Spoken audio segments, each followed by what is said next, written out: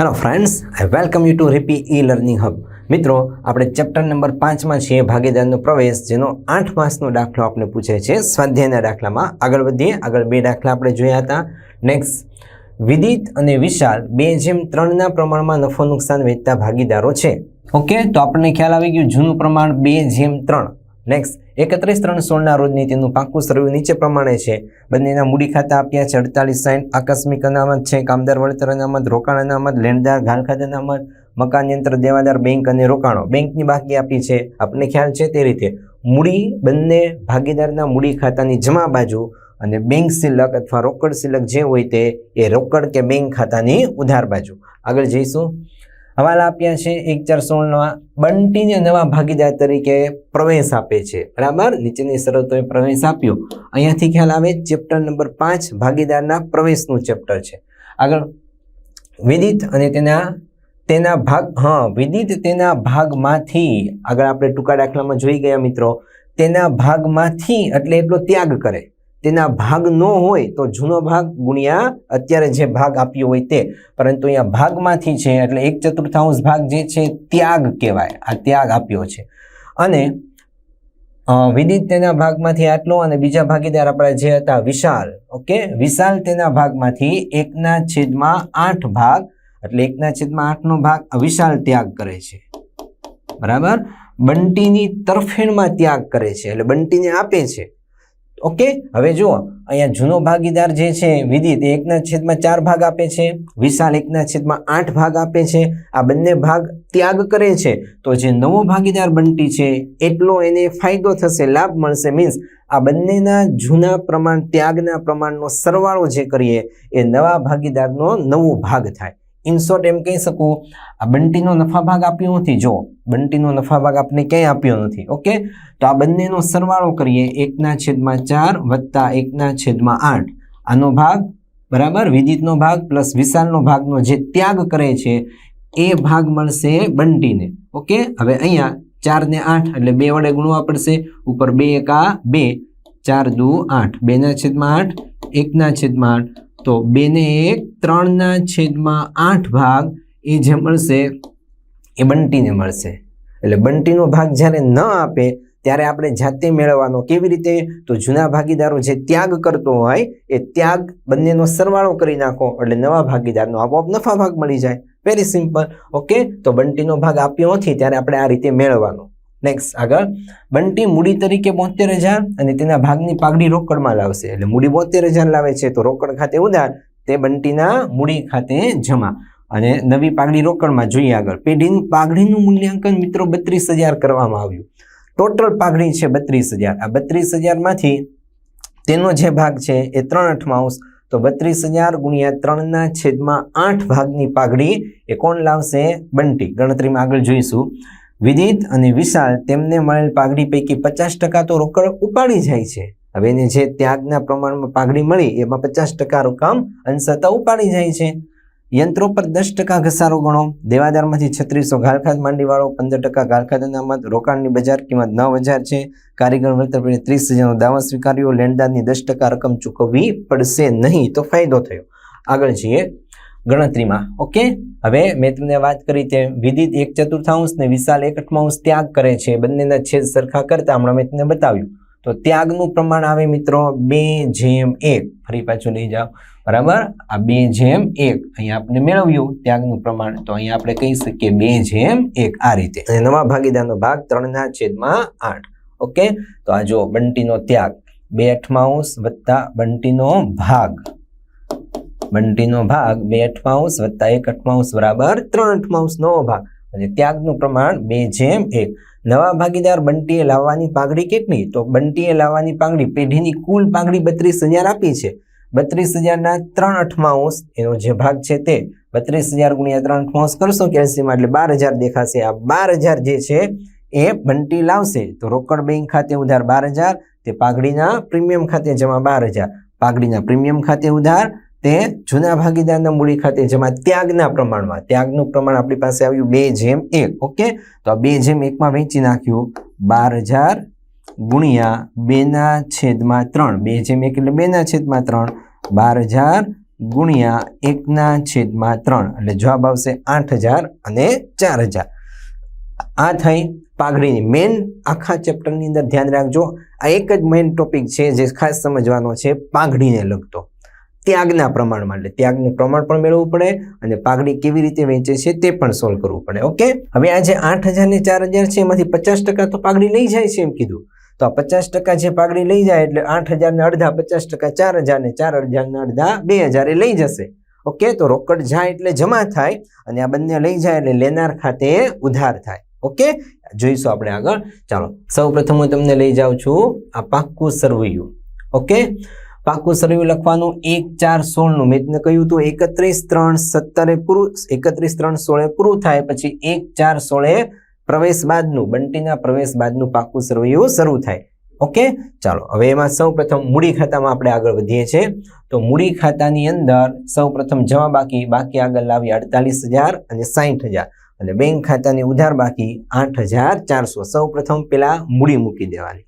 મૂડી મૂક્યા બાદ જો જૂની પાઘડી આપે તો જૂની પાઘડી જૂના ભાગીદારો વચ્ચે જૂના પ્રમાણમાં માંડી વાળવાની, પણ અહીંયા જૂની પાઘડી આપણને આપેલી નથી એટલે માંડવાળનું કંઈ થતું નથી. એટલે સૌ પ્રથમ મૂડી મૂકી દેવાની 48000 60000 અને બેંકની બાકી 8400.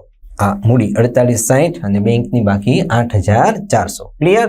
હવે આગળ વધીએ, 1 by 1 હવાલા સોલ્વ કરતા જઈએ. તો હવાલાની અંદર સૌ પ્રથમ આ જ વસ્તુ આપણી પાસે આવશે. ત્યાગ વેચાઈ ગયો અને મૂડી તરીકે જે લાવ્યા, તો જોજો મૂડી તરીકે 72,000 લાવ્યા તો રોકડ ખાતે ઉધાર અને બંટીના મૂડી ખાતે જમા. ઓકે, ચાલો રોકડ ખાતામાં જઈએ. સૌ પ્રથમ રોકડ ખાતે ઉધાર, તો રોકડ ખાતાની ઉધાર બાજુ આવી ગયું. રોકડ ખાતે ઉધાર અને બંટીના મૂડી ખાતે જમા. તો આ રોકડ ખાતે ઉધાર, રોકડ ખાતાની ઉધાર બાજુ બંટીના મૂડી ખાતે. હવે અહીંયા મૂડી ખાતામાં બંટીનું ખાતું તમે બનાવી શકો, બનાવવું હોય તો. બરાબર, અહીંયા બંટી લખીને અહીંયા તમે લખી શકો રોકડ ખાતે કેટલા રૂપિયા 72,000, પણ એમાં કંઈ ફેરફાર થતો નથી. અને ફેરફાર ન થવાને કારણે તમે ડાયરેક્ટ સીધું અહીંયા 72,000 બતાવી શકો પ્રવેશ બાદના પાક્કા સરવૈયામાં. બરાબર, આ બીજી રીત. નહીતર આપણે શું કરતા હતા? નહીતર આપણે અહીંયા બંટીનું ખાતું બનાવતા હતા. ઓકે, અને બંટીના ખાતામાં જે રકમ લાવ્યા 72,000 તે અહીંયા લખતા હતા 72,000. જસ્ટ તમને બતાવું છું, આ 72,000. બરાબર, અને અહીંયા લખતા હતા વિગતમાં રોકડ ખાતે. એટલે બંટીનું ખાતું બનાવીને એ રીતે પણ દર્શાવી શકો. તેમ ન દર્શાવવું હોય અને એના રોકડમાં કોઈ ફેરફાર ન થતો હોય, સ્થિર રહે છે એટલે ડાયરેક્ટ તમે સીધી બંટી, બરાબર, નવા પાક્કા સરવૈયામાં સીધું 72,000 દર્શાવી શકો. ઓકે, ચાલો આગળ વધીએ છીએ. ત્યારબાદ હવે જે ખાસ પાઘડી લાવે છે, આ તો મૂડી લાવી દીધી, હવે પાઘડી રોકડમાં લાવે. તો પાઘડીની જે આપણે અસર આપી એમાં ખાસ ધ્યાન રાખજો, 50% પાઘડી ઉપાડી જાય છે. પણ પેલા જે પાઘડી લાવ્યા 32,000 એમાંથી તેનો ભાગ 3/8. તો આ 32,000માં 3/8 રોકડમાં લાવ્યા એટલે રોકડ બેંક ખાતે ઉધાર 12,000, તે પાઘડીના પ્રીમિયમ ખાતે જમા. તો પેલા બેંક ખાતાની ઉધાર બાજુ જઈએ. બેંકની ઉધાર બાજુ લખીશું 12,000. ચાલો, આ બેંકની ઉધાર બાજુ, પાઘડીના પ્રીમિયમ ખાતે 12,000. ઓકે, આ એક અસર. બેંક ખાતે ઉધાર, તે પાઘડીના પ્રીમિયમ ખાતે જમા એટલે બેંક ખાતાની ઉધાર બાજુ પાઘડીના પ્રીમિયમ ખાતે જમા. બીજી આમ નોંધ, પાઘડીના પ્રીમિયમ ખાતે ઉધાર, તે ભાગીદારના મૂડી ખાતે જમા, જૂના ભાગીદાર. તો આ ભાગીદારના મૂડી ખાતે જમા 8,000 અને 4,000 જે આપણે વેચી. ઓકે, ત્યાગના પ્રમાણમાં 2/1 થઈ ગયું આ. ઓકે, બંને અસર આવી ગઈ આમનોંધ પ્રમાણેની. હવે 50% રકમ ઉપાડી જાય છે, તો ઉપાડી જાય એનો મતલબ એવો થયો આ જમા જે છે ઉધાર થઈ જાય. 8,000 ને અડધા 4,000 અને 2,000 ને અડધા 2,000 ઉપાડી ગયા એટલે બેંક ખાતે. કારણ કે રોકડ જાય એટલે રોકડ ખાતે જમા અને લેનાર ભાગીદારના મૂડી ખાતે ઉધાર. તો અહીંયા જે જમા હતું એ જમામાંથી હવે ઉધાર ઉપાડી જાય એટલે ઉધાર કરી નાખવાનું 4,000 અને 2,000. પણ ધંધામાંથી રોકડ ગઈ એટલે પાછું જાય, રોકડ જાય એટલે જમા. અને બીજી અસર, વિદિતના મૂડી ખાતે પાઘડી 4,000 અને વિશાલના મૂડી ખાતે પાઘડી 2,000. ઓકે, આ ઉપાડી ગયા તેની આમ નોંધ. અત્યાર સુધી આગળના દાખલામાં ઉપાડી જાય આપતા હતા નહીં, માત્ર આટલી જ આપણે નોંધ કરતા હતા. અહીંયા પાઘડી ખાતે અને અહીંયા પાઘડીના પ્રીમિયમ ખાતે. ઓકે, એટલે ઉપાડી જાય ત્યારે ખાસ ધ્યાન રાખજો, જે રકમ કે 60% કે તો 8,000 ગુણ્યા 60% કરવાના, 4,000 ગુણ્યા 60%, તો જે રકમ આવતી હોય તે. એટલે આ પાઘડીનો મેઇન હવાલો છે. ખાસ આગળ વધીએ. ચાલો, વિદિત વાળું આવી ગયું, બંટી આવી ગયું, પેઢીની પાઘડીનું મૂલ્યાંકન 32,000 આવી ગયું. વિદિત અને વિશાલ તેમને મળેલ પાકની 50% રકમ રોકડમાં ઉપાડી જાય, એ પણ આવી ગયું. યંત્રો પર 10% ઘસારો ગણો. ચાલો જોઈ લઈએ યંત્રો છે કેટલા. ચાલો યંત્રો છે 30,000. તો 30,000 10% એટલે 3,000. અને પહેલા ફર્સ્ટ આપણે પુનઃ મૂલ્યાંકનની ઉધાર બાજુ અસર આપીશું 3,000. ચાલો યંત્રો પર ઘસારો, બરાબર, પુનઃ મૂલ્યાંકનની ઉધાર બાજુ 3,000. બીજું 30 માંથી 3 બાદ કરીને 27,000 નવા પાકા સરિયામાં છે. 30 માંથી 3 બાદ કરીને 27,000. ઓકે, ચાલો ઘસારો બાદ કર્યો, આગળ વધીએ છીએ. દેવાદારમાંથી 3600 ઘાલખાદ તરીકે માંડીવાળો 15% ઘાલખાદ અનામત રાખો. તો દેવાદાર છે કેટલા? એમાં 3600 પછી 15%. ચાલો દેવાદારો છે 39,600. એમાંથી પેલા 3600 બાદ કરવાના એટલે 36,000 વધશે અને પછી પાછા 15% કરવાના છે, બરાબર, ઘાલખાદ અનામત. પેલા 3600 ઘાલખાદ પછી 15% ઘાલખાદ અનામત. તો પાક્કા સરવૈયામાં જઈએ મિત્રો, દેવાદારો 39,600 માઇનસ ઘાલખાદ 3600 એટલે 36,000 વધ્યા. 36,000 ગુણ્યા, ખાસ ધ્યાન રાખજો, આ જે 36,000 છે એ 36,000 ગુણ્યા 15% કરશો એટલે કિંમત મળશે 5400. 36 માંથી 5400 બાદ કરો એટલે વધશે 86,400. ઓકે, આ 86,400 રૂપિયા તમારે મૂકવાના છે. સોરી, 86,400 નહીં, તો બેંકની છે અને કિંમત અપડાઉન થઈ ગઈ. 36,000 માંથી 5400 બાદ કરશો એટલે વધશે 30,600. ઓકે, આ બેંકની રકમ છે, બેંકની આખરની બાકી 86,400 આવશે. જગ્યાના ભાવે આ રીતે સેટ કર્યું. ચાલો ઓકે, તો 30,600 ઘાલખાદ અનામતના હવાલાની કિંમત આવશે 30,600. હવે આ ઘાલખાદ 3600 છે, ક્યાં જશે? ખર્ચ નુકસાન આપને ખબર છે, પુનઃ મૂલ્યાંકન ખાતાની ઉધાર બાજુ, એટલે પુનઃ મૂલ્યાંકનની ઉધાર બાજુ 3600 જશે. ઓકે, ત્યારબાદ ઘાલખાદ અનામત 5400. તો જૂની ઘાલખાદ છે બાદ કરીને પછી જે વધતી રકમ હશે, ઘટતી રકમ, એ ત્યાં આપણે ઉધાર બાજુ લખીશું ઘાલખાદ અનામત ઊભી કરવા માટે. એટલે પેલા 3600 એ પુનઃ મૂલ્યાંકનની ઉધાર બાજુ તમને બતાવું. ચાલો 3600 પુનઃ મૂલ્યાંકનની ઉધાર બાજુ આ છે. ચાલો અહીંયા ઘાલખાદ, આ માત્ર ઘાલખાદ છે, ટાઈપિંગ મિસ્ટેક છે. આ ખાલી ઘાલખાદ છે 3600. ઓકે, અને આ છે ઘાલખાદ અનામત. ઘાલખાદ અનામત. ઓકે, એ પણ 3600 વધે છે. કેવી રીતે જોઈએ હમણાં? પહેલા તો ઘાલખાદ ખ્યાલ આવી ગયો, ઘાલખાદ 3600 હતી એ દર્શાવી, અને ત્યારબાદ ઘાલખાદ અનામત. હવે જુઓ આપણી પાસે ઘાલખાદ અનામત છે કેટલી? ઓકે, આ દેવાદારો અહીંયા ઘાલખાદ અનામત કેટલી છે? જૂની 1800. નવી કેટલી આવી? 5400. બરાબર, તો 5400 માંથી જૂની જે હોય એનો પેલો ઉપયોગ કરવાનો. સૌ પ્રથમ એનો ઉપયોગ કરીશું એટલે 5400 માંથી 1800 માંડી વાળવાના. 5400 માંથી 1800 જાય એટલે મિત્રો વધશે 3600 રૂપિયા ઘાલખાદ અનામત નવી. ઓકે, તો આ ફરી પાછી પુનઃ મૂલ્યાંકનની ઉધાર બાજુ આપણે લખીશું ઘાલખાદ અનામત 3600. I think, I hope you can understand very well. પેલા 3600 ઘાલખાદ આપણને જે રાખવાની કીધી, ફરીથી બતાવી દઉં તમને હું જરા. જો સૌ પ્રથમ ઘાલખાદ 3600, બરાબર, અને પછી 15%. તો સૌ પ્રથમ ઘાલખાદ 3600 પછી ઘાલખાદ અનામત પણ 3600. એ કેવી રીતે આવ્યા? તો 5400 માઇનસ જૂની 1800 બાદ કરવાની ઘાલખાદ અનામત, વધે તે રકમ 3600. ઓકે, આવી રીતે. નેક્સ્ટ આગળ વધીએ. ચાલો દેવાદારનો હવાલો પૂરો. રોકાણોની બજાર કિંમત 9,000 છે જે ચોપડે લાવી. તો ખરેખર આ તો બજાર કિંમત, એને ધ્યાનમાં લેવાની. જૂની ચોપડે કિંમત કેટલી આપી છે જોઈ લઈએ. રોકાણો 18,000. 18 માંથી નવી કિંમત કીધી માત્ર 9,000 જ. જોજો, બરાબર, આપણને નવી કિંમત કીધી છે 9,000. તો હતી 18, બરાબર, હતી 18, થઈ ગઈ 9 હાલની કિંમત. તો 9,000 નું નુકસાન થયું. એટલે પાક્કા સરવૈયામાં તો 18 માઇનસ માંડવાળ 9,000 એટલે 9,000 વધશે નવા પાક્કા સરવૈયામાં. પણ 9,000 નું નુકસાન થયું તે કેવી રીતે ભરપાઈ કરવું? બરાબર, તો જો રોકાણ વધઘટ અનામત આપી હોય, યસ, રોકાણ અનામત આપી છે 7200. જો રોકાણ અનામત આપી છે 7200, તો 9,000 ના નુકસાનમાંથી 7200 પહેલા આમાંથી માંડી વાળવાના. ઓકે, તો 9,000 માંથી 7200 બાદ કરો એટલે 1800 વધે. તો 1800 જે વધ્યા મિત્રો, આપણી પાસે અનામત તો બધી પૂરી થઈ ગઈ. નહીંતર આપણે શું કરતા હતા? અનામત, કોઈ પણ અનામત હતી એ આપણે ભાગીદારના મૂડી ખાતામાં જમા બાજુ બતાવતા હતા. પરંતુ 9,000 ના નુકસાનમાંથી અનામત 7200 બાદ કરી તો અનામત તો શૂન્ય થઈ ગઈ. પણ હજુ ઘટે છે રૂપિયા નુકસાન તરીકે 1800. એટલે 1800 રૂપિયા જે ઘટે છે એ લઈ જવાના પુનઃ મૂલ્યાંકન ખાતાની ઉધાર બાજુ રોકાણો. જુઓ છે ઓકે, એટલે અહીંયા કઈ અસર થશે અને પાકા સરવૈયામાં લઈ જઈએ રોકાણો 18 ના થઈ ગયા 9000. ઓકે, આઈ હોપ તમને પરફેક્ટ ખ્યાલ આવી ગયો હશે. હવે તમને એક બીજું જરા સમજાવું મિત્રો. અહીંયા આપણને એમ કહ્યું છે કે રોકાણોની કિંમત 9000 છે, બરાબર, પરંતુ માનો કે 9 ની જગ્યાએ અહીંયા આપણી પાસે જે કિંમત આવી છે રોકાણ અનામત 7200, એમાં હજી કંઈ ઘટાડો ન થતો હોય પણ આ રકમ એમનેમ જ રહેતી હોય, અથવા તો માનો કે 7200 જ આમાંથી યુઝ થયા, 7000 વધ્યા, હજુ આ તો ઘટ્યા ને, 9000 બાદ કરતા 1800 ઘટ્યા, એટલે આપણે પુનઃમૂલ્યાંકનની ઉધાર બાજુ લઈ ગયા. પરંતુ માત્ર માનો કે 200 રૂપિયા જ નુકસાન જતું હોય ને 7000 વધતા હોય તો શું? તો ક્યાં દર્શાવવાનું? મૂડી ખાતાની જમા બાજુ. ઓકે, જેમ આપણે કરતા હતા તેમજ, પણ અહીંયા ઘટે છે એટલે ફરી પાછું પુનઃમૂલ્યાંકનમાં દર્શાવવાનું. આગળ વધીએ છીએ. રોકાણો પછી કારીગર વળતર પેટે 30,000 નો દાવો સ્વીકારવો. તો એક તો પાકા સરવૈયામાં મૂડી દેવા બાજુ, બરાબર, કારીગર વળતરનો દાવો 30,000. ચાલો સૌ પ્રથમ ત્યાં લઈ જાઉં તમને હું. પાકા સરવૈયામાં કારીગર વળતરની અનામત દાવાની જોગવાઈ 30,000.